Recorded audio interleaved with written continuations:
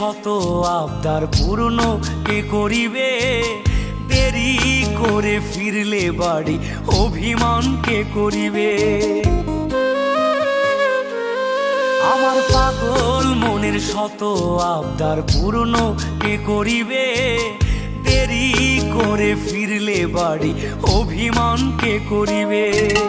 দুটি দেহ হতেই তো পারে, একটা ছিল আত্মা। জনমের ঘুম ঘুমাইলা বন্ধু, আমায় করে একা।